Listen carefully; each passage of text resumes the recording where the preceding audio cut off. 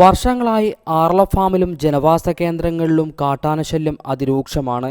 കാട്ടാന ആക്രമണത്തിൽ ആർള ഫാം പുനരധിവാസ മേഖലയിൽ മാത്രം നിരവധി ജീവനുകളാണ് പൊലിഞ്ഞത്. ജനവാസ കേന്ദ്രങ്ങളിൽ ഇറങ്ങുന്ന കാട്ടാനകളെ തുരത്താൻ ജനകീയ കമ്മിറ്റിയുടെ നേതൃത്വത്തിൽ തൂക്കു ഫെൻസിംഗ് സ്ഥാപിച്ചതോടെ ഏറെ ആശ്വാസത്തിലായിരുന്നു പ്രദേശവാസികൾ.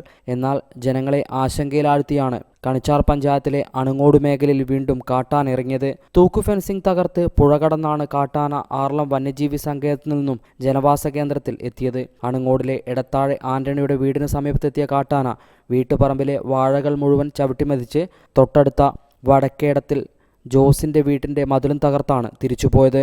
ഒരു 3 വർഷം മുമ്പ് വരെ ആനശല്യം കൂടുതലായതുകൊണ്ട് നമ്മൾ ജനങ്ങളെല്ലാവരും സഹകരിച്ച് ഒരു വേലി പണിയും കറണ്ട് വേലി പിടിപ്പിക്കുകയും ചെയ്തു. അതിൻ്റെ ഫലമായിട്ട് യാതൊരു ശല്യവും ഇല്ലായിരുന്നു. അടുത്ത കാലത്തായിട്ട് ആന വേലി തകർത്തുകൊണ്ട് വരുന്ന ഒരു രംഗമാണ് കാണുന്നത്. അതായത് വേലിയോട് ചേർന്നിരിക്കുന്ന മരം കയറുമ്പോൾ മറച്ചിടുകയും ഒരു മരം വീണ് വേലി തകർന്നതിൽ രണ്ടാമതൊരു മരം കൂടെ അതിൻ്റെ മുകളിൽ മറച്ചിട്ടിട്ടാണ് അകത്തോട്ട് കയറി വരിക.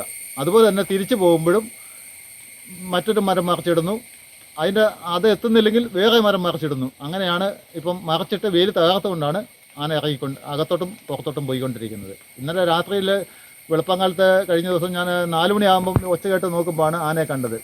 അപ്പോൾ ഞാൻ ഫോറസ്റ്റുകാരെ വിവരം അറിയിച്ചു. അവർ വന്നിരുന്നു. വന്നത്തേക്കും ആന വേറെ വഴി കടന്നുപോയി. രാത്രിയായിരുന്നു, ഞങ്ങൾ കണ്ടില്ല. നേരം എടുത്ത് പാല് വാങ്ങാൻ ഇറങ്ങിയപ്പം കണ്ടതാണ്. ജോസണ്ണങ്ങ് പോകാൻ ഇറങ്ങിയപ്പോൾ അപ്പോഴാണ് കാണുന്നത് ഇങ്ങനെ ഇടിഞ്ഞ് കിടക്കുന്നത്. പിന്നെ അന്നേരം ആനയുടെ കാൽപ്പാടെല്ലാം ഇതിലെ കണ്ടു. അപ്പോൾ ആനയാണെന്ന് മനസ്സിലായി. ഇപ്പം മേൽഭാഗത്ത് നിന്ന് വന്നതാണോ? ആ, മേളിൽ നിന്നാണ് വന്നത്. മേളിലെ കയ്യാലക്കെട്ടെല്ലാം 2 കെട്ട് ഇടിച്ചു കളഞ്ഞിട്ടുണ്ട്. ജനവാസ കേന്ദ്രത്തിൽ വീണ്ടും കാട്ടാന ഇറങ്ങിയതോടെ ഭീതിയിലാഴ്ന്നിരിക്കുകയാണ് അണങ്ങോട് മേഖലയിലെ ജനങ്ങൾ. ഹൈവിഷൻ ന്യൂസ്, കേളകം.